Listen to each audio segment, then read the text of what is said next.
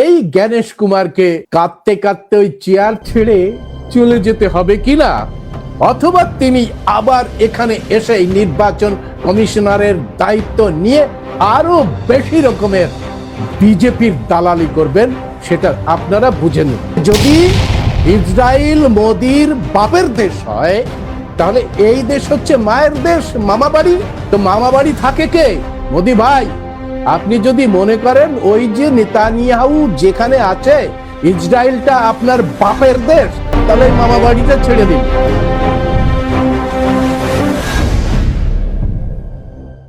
প্রিয় দর্শক, আপনাদের সবাইকে সান্ধ্য অভিবাদন জানিয়ে শুরু করছি আজকের বিশেষ আলোচনা ছিল যে নাগরিকদের ভোট দানের যে অধিকার, সেই ভোট দানের অধিকার কেড়ে নিচ্ছে এই জ্ঞানেশ কুমার। কোটি কোটি মানুষের যে নাগরিকত্ব, সেই নাগরিকত্বটাকে কেড়ে নিচ্ছেন। নাগরিকদের মৌলিক অধিকার হচ্ছে এই ভোটাধিকার, অর্থাৎ ভারতের গণতন্ত্র যেখানে টিকে আছে ভোট দানের ওপরে, একটি সংসদীয় গণতন্ত্র টিকে আছে, সেই মৌলিক অধিকারগুলোকে একেবারে ধ্বংস করে দিচ্ছে, সেই মৌলিক অধিকার থেকে বঞ্চিত করছিল এই জ্ঞানেশ কুমার। তার বিরুদ্ধে কথা উঠছিল যে তিনি যে পদে বসে আছেন সে পদটি একটি নিরপেক্ষ পদ, সেই পদের অপব্যবহার করছে এই জ্ঞানেশ কুমার। তিনি পক্ষপাতপূর্ণ এবং ভেদভাবপূর্ণ আচরণ করছেন, নির্বাচনের মধ্যে ধোঁকাবাজি করছেন, গড়মিল করছেন, নির্বাচনের মধ্যে অনিয়ম ঢুকিয়ে দিচ্ছেন এবং জেনে বুঝে নির্বাচন প্রক্রিয়া এবং আইন প্রক্রিয়াকে বাধা দিচ্ছেন। এরকম 7টি ভয়ঙ্কর অভিযোগ তার বিরুদ্ধে রয়েছে এবং 7টি অভিযোগের ভিত্তিতেই যে বিরোধী শিবির, সেই বিরোধী শিবির এই যে জ্ঞানেশ কুমারের বিরুদ্ধে তার অপসারণ চেয়ে তার বিরুদ্ধে নোটিশ এনেছে। এই বিষয়টি সংসদে আলোচনা হওয়ার আগেই একেবারে তড়িঘড়ি করে 5টি রাজ্যে নির্বাচন ঘোষণা করে দিলেন এবং পুরো দৃষ্টিটাকে ভোটের দিকে নিয়ে গেলেন। অর্থাৎ এই দৃষ্টি ঘোরাতে চাইছিল বিজেপি, কারণ বিজেপির মদতেই বিজেপি যে তাকে নরেন্দ্র মোদী, বিশেষ করে নরেন্দ্র মোদী, অমিত শাহ তাকে যে ইমিউন করেছিল, ইমিউনাইজেশন ডোজ দিয়েছিল, বুস্টার ডোজ দিয়েছিল, সেই বুস্টার ডোজ পেয়ে এই যে জ্ঞানেশ কুমার তিনি এত বড় বড় বাতেলা মারছেন, এত বড় বড় কথা বলছেন এবং ভারতের যারা আসল মনিব, সেই আসল মনিবদের মানে ভোটাধিকার থেকে বঞ্চিত করে তাদের সরিয়ে দিয়েছে। বিহারে আপনারা দেখেছেন এবং পশ্চিমবঙ্গেও একেবারে 60 লক্ষ মানুষ এই নির্বাচনে ভোট দিতে পারবে না, এরকম ভাবে ক্যালকুলেশন করে তাদের ভোটের বাইরে রেখে দিয়েছে এই নির্বাচন কমিশনার জ্ঞানেশ কুমার। এইভাবে তিনি নিজের পদ যে একেবারে নির্মোহভাবে পক্ষপাতিত্ব না করে ভোট পরিচালনা করবেন, সেই সম্পর্কে তিনি তার আচরণের মধ্যে দিয়ে প্রশ্ন তুলে দিয়েছেন। ফলে তার বিরুদ্ধে নোটিশ এসেছে, তাকে রিমুভালের নোটিশ। আর রিমুভালের নোটিশটাকে আপনারা কিভাবে বলবেন? সেটাকে অপসারণ বলবেন, না তাকে তাড়িয়ে দেওয়ার কথা বলবেন, বিতাড়িত করার কথা বলবেন? সেটা আপনারা যেভাবে বলবেন বলবেন। এর ফলে কি হয়েছে জানেন? এর ফলে আলোচনার মোড়টাই ঘুরে গেছে। গত 3 দিন আগে পর্যন্ত যে আলোচনা ছিল নির্বাচন কমিশনারের অপদার্থতা নিয়ে, নির্বাচন কমিশনারের পক্ষপাতিত্ব নিয়ে, নির্বাচন কমিশনারের ওই চেয়ার থেকে তাকে ধাক্কা দিয়ে ফেলে দিয়ে গণতন্ত্রটাকে পরিশুদ্ধ করার যে আলোচনা ছিল সেই আলোচনা পরিকল্পিতভাবে সরে গেল। সেই আলোচনা এখন সবাই টিভির দিকে নজর দিয়েছে। কে কত আসনে লড়াই করবেন, কোথা থেকে লড়াই করবেন, কোন দল কাকে কোথায় প্রার্থী হিসেবে দাঁড় করাবেন, কত ভাড়ে কাটাট্টু কোন দল থেকে কোন দলে যাবেন, হ্যাঁ, এই যে প্রক্রিয়া নিয়ে এখন সবাই আলোচনা। নির্বাচন কি পরিবর্তন হবে না প্রত্যাবর্তন হবে, এই সমস্ত বিষয়গুলোই এখন আলোচনার মধ্যে চলে এসেছে। প্রিয় দর্শক, ভারতের সংসদীয় ইতিহাসে মুখ্য নির্বাচন কমিশনারের বিরুদ্ধে এরকম একটি অনাস্থা প্রস্তাব এবং তাকে অপসারণের দাবি এর আগে কিন্তু দেখা যায়নি। নির্বাচন কমিশনার হিসাবে বড় বড় নির্বাচন কমিশনাররা কাজ করে গেছেন, টি.এন. সেশনের মতো কমিশনাররা কাজ করে গেছেন। এর আগে কোন নির্বাচন কমিশনার বৈধ ভোটারদের নাম এইভাবে বাদ দেয়নি, পরিকল্পিতভাবে বৈধ ভোটারদের নাম এইভাবে বাদ দেয়নি, বরং তারা উল্টো করেছে, ইনক্লুশন করেছে, যত পেরেছে নতুন ভোটারদের নিয়ে এসেছে, ভুয়ো ভোটার মৃত ভোটারদের বাদ দিয়ে দিয়েছে। কিন্তু এই নির্বাচন কমিশনার জ্ঞানেশ কুমার দেখুন একেবারে ধরে ধরে ধরে ধরে নাগরিকদের যে নির্বাচন প্রক্রিয়া থেকে ছুঁড়ে ফেলে দিয়েছে কয়েকটা টুল ব্যবহার করে। আমি আসবো সেই টুলগুলো কিভাবে তিনি ব্যবহার করেছেন এবং তাকে মানে পেছন থেকে কারা মদত দিয়েছে। পেছন থেকে হঠাৎ করে হোয়াটসঅ্যাপের মধ্যে দিয়ে সে মেসেজ পাচ্ছে এবং সঙ্গে সঙ্গে রাতের বেলাতেই জারি করে দিচ্ছে আরেকটা কৌশল। 5টা রাজ্যে যদি বাদ প্রক্রিয়া দেখা যায় তাহলে সেখানে পশ্চিমবঙ্গে 60 লক্ষ, তাহলে 5টা রাজ্যে কত লক্ষ মানুষ অথবা কোটির ওপরে মানুষ এই ভোট প্রক্রিয়া থেকে তার বাদ দেওয়া হয়েছে। নির্বাচন কমিশনার সেটা ভালো করে জানে এবং সেই জন্যই তার বিরুদ্ধে এই অপসারণের নোটিশ, তাকে বিতাড়িত করার নোটিশ আনা হয়েছিল। আর সেই বিতাড়িত করার নোটিশ পাওয়ার সাথে সাথেই তার মনে হলো যে এটা যদি সংসদে আলোচনা হয় তাহলে সংসদে তার বিরুদ্ধে যেভাবে বিরোধী নেতারা যে সমস্ত শব্দ ভান্ডারকে উজাড় করে দেবে, তাতে নির্বাচন প্রক্রিয়ায় খানিকটা প্রভাব ফেলতে পারে জন্য সংসদের ওই আলোচনাটাকে পুরো ঘুরিয়ে দেওয়ার জন্যই এই নির্বাচন কমিশনার তাদের আকাদের পরামর্শে একেবারে রাতারাতি নির্বাচন ঘোষণা করে দিয়েছেন। আমরা দেখতে পেলাম যে ফর্মটি ফিল আপ করার কথা বলেছিল সেটা ম্যাপিং এর সঙ্গে মিস ম্যাপিং ইত্যাদি করে একটা সংখ্যা আমরা দেখতে পেলাম। তারপরে হঠাৎ তার মনে হলো, তার আকারা বললেন যে না না না না না না, এতে তো এই দেশের মুসলমানদের সংখ্যা সেইভাবে বাদ পড়েনি। মুসলমানদের সংখ্যা খুব বেশি হলে 1.5%-এর উপরে এরকম বাদ পড়ছিল। পাশাপাশি বাদ পড়ে যাচ্ছিল মানে যাদের ডকুমেন্টে খুব দুর্বল সেই সমস্ত মানুষগুলো, বিশেষ করে বাংলাদেশ থেকে আসা মানুষগুলো বিভিন্ন কেন্দ্রে ভয়ঙ্করভাবে বাদ পড়ে যাচ্ছিল। কোথাও সেটা 15%, কোথাও সেটা 17%-এর উপরে চলে যাচ্ছিল। তো এই ঘটনার পরে হঠাৎ করে তিনি আরেকটা টুল নিয়ে আসেন। এক হচ্ছে তাকে ডিলিট করে দিয়েছে, আমাদের যে আইনি প্রক্রিয়া সেই আইনি প্রক্রিয়াতে ঝুলিয়ে রেখেছে 60 লক্ষ ওপরে মানুষেরা, এবং এই 60 লক্ষ মানুষদের মধ্যে মুসলমানের সংখ্যা বেশি।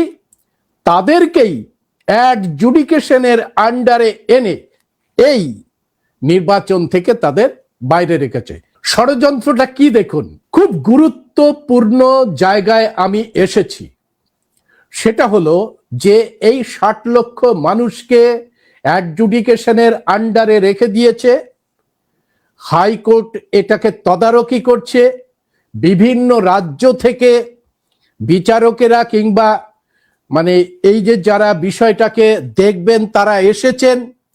ইতিমধ্যে শোনা যাচ্ছে 15 লক্ষ অ্যাডজুডিকেশনের আন্ডারে যারা এসেছে তাদের 15 লক্ষের উপরে মোটামুটি একটা জায়গায় এসে গেছে। কিন্তু আসল কথা হচ্ছে যে সুপ্রিম কোর্ট এই চালটা চেলেছে। সুপ্রিম কোর্টের 2 জাজ সাধু সাজার চেষ্টা করছেন। ভারতের যারা জনগণ, সেই জনগণের বিরুদ্ধে সাধু সাজার চেষ্টা করছেন। বিহারের নির্বাচনে আমরা দেখেছিলাম যে এত অনিয়ম, সেখানে মৃত বানিয়ে দেওয়া হয়েছে যে সমস্ত ভোটারদের, তাদের ধরে এনে সুপ্রিম কোর্টে হাজির করার পরেও এই 2 জাজ তারা বিহারের এসআইআর এর পক্ষেই মুচকি হেসে তারা ওই জ্ঞানেশ কুমারকে সাপোর্ট করে গেছে। আবার এই 2 জাজ খুব মুচকি হেসে বিষয়টাকে হাইকোর্টের উপরে তদারকির উপরে দিয়ে দিয়েছে এবং এই যে এত মানুষ বাদ চলে গেছেন সেই বিষয়ে আইনি প্রক্রিয়ার উপরে তারা জোর দিয়েছেন। অর্থাৎ এটা কমপ্লিটলি একটা কনস্পিরেসির মধ্যেই রয়েছে। পশ্চিমবঙ্গের মুখ্যমন্ত্রী সুপ্রিম কোর্ট পর্যন্ত গেছেন, গিয়ে তিনি বক্তব্য রেখেছেন। তিনি আদৌ অ্যাডভোকেট কিনা, অ্যাডভোকেট হিসেবে তিনি জমা দিয়েছিলেন কিনা তার যে পরিচয়পত্র সে নিয়ে প্রশ্ন উঠেছে। কিন্তু জমা দিয়ে তিনি যে সওয়াল করেছেন তার পরিপ্রেক্ষিতে এসআইআর বন্ধ হয়নি। এই যে অ্যাডজুডিকেশন ডিলিশন কোনোটাই বন্ধ হয়নি, সবকটাই রয়েছে। অর্থাৎ পরিকল্পিত একটি ষড়যন্ত্রের অংশ হচ্ছে এই 60 লক্ষ মানুষকে ভোটাধিকার থেকে বঞ্চিত করার। কেউ নাটক করছে রাজনীতি করার জন্য, আর কেউ ষড়যন্ত্র করছে এই বাংলাটাকে দখল করার জন্য। আমি আজকে পরিষ্কার করে বলে দিচ্ছি আপনাদের, ইভিএম কে কাজে লাগিয়ে এই ভোট প্রক্রিয়ায় আমরা দেখেছি বিহারে 5 লক্ষ ভুতুড়ে ভোটারকে যেভাবে বিভিন্নভাবে ভাগ করে বিহারের গোটা নির্বাচন প্রক্রিয়াকে বিজেপির পক্ষে নিয়ে গেছে, ঠিক এইভাবেই এই বাংলাতে রয়েছে লক্ষ লক্ষ ভুতুড়ে ভোটার, যেটা নির্বাচন কমিশনার তৈরি করেছে সেটা আমরা দেখতে পেয়েছি। ফলে এই যে ভুতুড়ে ভোটারের ভোট কোথায় চলে যাবে সেটা বিহার প্রমাণ করে দিয়েছে। আর পাশাপাশি রয়েছে যে 60 লক্ষ মানুষ ভোট দিতে পারবে না। অর্থাৎ ভুতুড়ে ভোটারের ভোট এবং 60 লক্ষ মানুষ ভোট দিতে পারবে না। যেখানে যেখানে যে কেন্দ্রে কোন প্রার্থী, বিশেষ করে যে রুলিং যে দল রয়েছে তারা কতটা এগিয়ে ছিল সেটাকে পরিকল্পনার মধ্যে রেখে তার থেকে মানুষকে ডিলিশন করে দিয়েছে, অথবা অ্যাডজুডিকেশনের আওতায় রেখে এই মানুষগুলোকে ভোট দান থেকে বঞ্চিত করেছে। অর্থাৎ পরিষ্কার করে ওখানেই রয়েছে ষড়যন্ত্রের আসল যে খেলা। যে আসল খেলা হচ্ছে যে মার্জিনে তারা জয়লাভ করেছিল তার থেকে বেশি মানুষকে অ্যাডজুডিকেশনের আওতায় এবং ডিলিশন করে ভ্যানিশ করে দেওয়া হয়েছে। একটাই উদ্দেশ্য জ্ঞানেশ কুমারকে দিয়ে ভোটের লড়াইতে এরা জিততে পারবে না। জ্ঞানেশ কুমারকে দিয়ে এই ভোট প্রক্রিয়ার মধ্যে দিয়ে এইভাবে জুমলাবাজি করে এবং ইভিএম এর মধ্যে ষড়যন্ত্র করে বাংলাটাকে দখল করা। এইবার সত্যি কথাটা বলছি, এইভাবে যদি বিজেপি, আমি আগেও বলেছি, যদি ব্যালট পেপারে নির্বাচন হয় তবে এই বাংলায় বিজেপি 20টি আসন পাবে না। আবার বলছি আমি, যদি ব্যালট পেপারে নির্বাচন হয় এই বাংলায় বিজেপি 20টি আসনের বেশি পাবে না। এই বাংলায় বিরোধী শক্তি হিসেবে উঠে আসবে বামপন্থীরা। এই নির্বাচনে অন্তত তৃণমূলকে সরানো যাবে না, এটা পরিষ্কার করে বলছি। আর ইভিএম এর মধ্যে এইভাবে যদি ভোট হয় তাহলে কোন খেলা কখন খেলবে এই জ্ঞানেশ কুমার, সেই জ্ঞানেশ কুমার কিভাবে খেলবে যদি একবার এই বাংলা দখল হয়ে যায়, 5টি রাজ্যে যে নির্বাচন হচ্ছে সেখানেও যদি এই ঘাপলা চলতে থাকে, তাহলে খুব তাড়াতাড়ি নির্বাচন ঘোষণা হওয়ার পরে তাদের এখানে মুখ্যমন্ত্রী প্রতিষ্ঠিত হওয়ার পরেই মিস্টার মোদি এবং অমিত শাহ এবং তার আকা পেছনে যারা বসে আছে তারা সঙ্গে সঙ্গে এই মোদির সরকার ভেঙে দিয়ে নতুন নির্বাচন নিয়ে আসবে। অর্থাৎ নতুন নির্বাচনে এইভাবে গোটা দেশ জুড়ে ইলেকশন হবে এবং অ্যাবসলুটলি ওরা যেটা বলেছিল ইসবার 400 পার, সেই 400 পারের ওপরের দিকে লক্ষ্য রেখে তারা এগোচ্ছে। আমরা দেখেছি যে ইভিএম কে ব্যবহার করে কিভাবে বাড়তি ভোট দেখিয়ে নির্বাচনের ফলের যে হেরফের এর আগে করে দিয়েছে। কর্ণাটকে করেছে, বিহারে করেছে। নির্বাচন যে সংখ্যা আছে, যে মানুষগুলো ভোট দিয়েছে সেই সংখ্যার থেকে আরো বেশি 5 লক্ষ 7 লক্ষ ভোট বেশি দেখানো হয়েছে। তা নিয়ে মামলা হয়েছে। এই জ্ঞানেশ কুমার সেই মামলাগুলোর কোনো ধরনের নিষ্পত্তি করেনি এবং নিষ্পত্তি করেনি সুপ্রিম কোর্ট বসে বসে মজা দেখছে, কারণ গোটা প্রক্রিয়াটাই হচ্ছে মূল ষড়যন্ত্রের অংশ। আপনারা ভাবতে পারছেন যে একটা নির্বাচন কমিশনার সে কোনো একটা রাজনৈতিক দলের এজেন্ট হিসাবে কাজ করবে, এটা আমরা দেখতে পাইনি। আর সেই কারণেই এই যে জ্ঞানেশ কুমার, সেই জ্ঞানেশ কুমারের বিরুদ্ধে তাকে তাড়িয়ে দেওয়ার প্রশ্নে, তাকে অপসারণ করার জন্য, রিমুভাল করার জন্য প্রায় 200 জন সাংসদ সই করেছে। এর আগে ওম বিড়লার বিরুদ্ধে ইমপিচমেন্ট আনা হয়েছিল।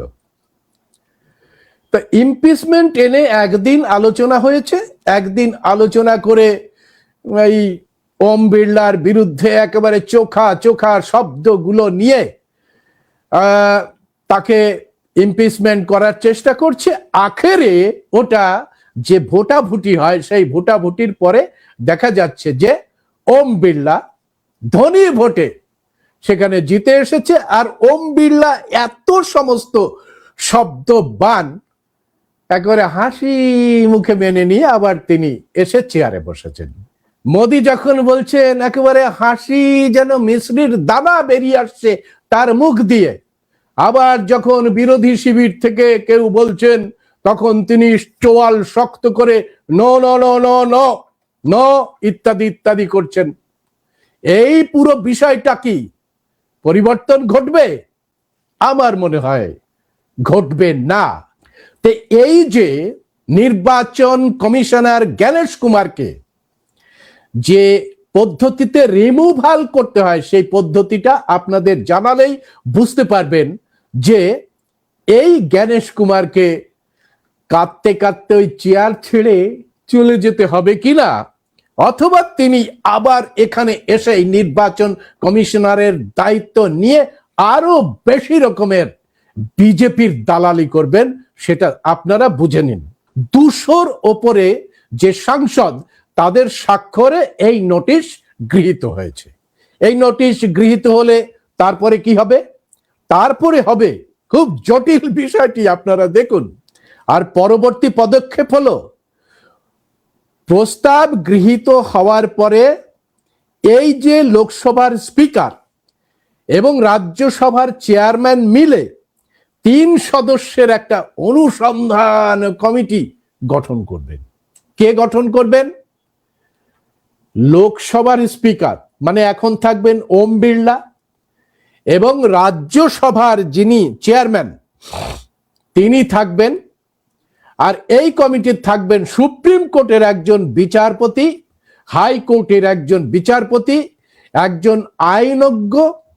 কমিটি অভিযোগ যে এসেছে সেই অভিযোগের সত্যতা যাচাই করে একটা রিপোর্ট দেবে, আর সেই রিপোর্ট যদি সারবত্তা থাকে তাহলে তাই নিয়ে ভোটাভুটি হবে। কোথায় ভোটাভুটি হবে? পার্লামেন্টের 2 কক্ষে।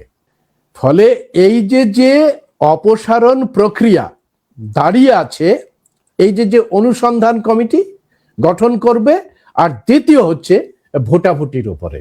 তবে এটা যদি আসে, পার্লামেন্টে আলোচনা হবে কিনা জানি না। এখন তো সবাই নির্বাচন নির্বাচন নির্বাচন নিয়ে বসে আছে, পার্লামেন্টের দিকে আর কোনো নজর নেই। এটাই চেয়েছিলেন এই বিজেপি জোট, এবং তার হয়েই কাজ করছে এই নির্বাচন কমিশনার। সুতরাং এই 2 শর্ত অনুযায়ী সংসদে ইলেকশন কমিশনারের যে অপসারণ হয়ে যে ভোটাভুটির আগে এই নির্বাচনের ঘন্টা ঢং ঢং ঢং ঢং করে নিজেই বাজিয়ে দিলেন নির্বাচন কমিশনার। আসলে বিতাড়নের যেই কঠিন শব্দটি, তাকে বিতাড়ন করা হোক, তাকে অপসারণ করা হোক, এই কঠিন শব্দটা ডাইলুট হয়ে গেল। তার বিরুদ্ধে ভয়ঙ্কর যে সমস্ত অভিযোগগুলো এসেছিল তা একেবারে লঘু হয়ে গেল। আর পার্লামেন্টের এই প্রসঙ্গটি নিয়ে যে আলোচনা হবে তার গুরুত্বটাই নষ্ট হয়ে গেল। এখন সম্পূর্ণভাবে ভোট ঘোষণা হয়েছে, মানুষের মনে ভোট দেওয়ার একটা তাগিদ রয়েছে, কারণ এই এসআইআর এর পরে তার নতুন মানুষের যেন আবার নবজন্ম ঘটেছে। সেই নবজন্মের প্রমাণ করার জন্য তারা ভোট দিতে যাবেন এই মানুষরা, এবং রাজনৈতিক দলগুলি এখন ভোটের দিকে চোখ রেখেছেন। ফলে ওই যে এতদিন ধরে মানুষকে বঞ্চিত করেছে, মানুষকে নাগরিকত্ব থেকে বঞ্চিত করেছে, সমস্ত কিছুই এই ভোট প্রক্রিয়ার মধ্যে পুরো ধ্বংস হয়ে গেল। এখন বলটা রয়েছে মানুষের কাছে। ওরা কিন্তু ওদের যে প্ল্যান মাফিক, ওদের যে পরিকল্পনা মতো এটাকে সাজিয়েছে। ওরা জানে যে মে মাসে এই বাংলার সরকারের মেয়াদ শেষ হচ্ছে, সুতরাং এখানে কখন এসআইআর শুরু করতে হবে তার পরিকল্পনা প্রথমেই শুরু করছে। এসআইআর প্রক্রিয়া যদি তাড়াতাড়ি নিষ্পত্তি হয়ে যায় তাহলে তো মানুষের মনের মধ্যে এই যে মানে প্যানিক, সেই প্যানিকটা ধ্বংস হয়ে যাবে, একটা স্থিতিশীলতা চলে আসবে।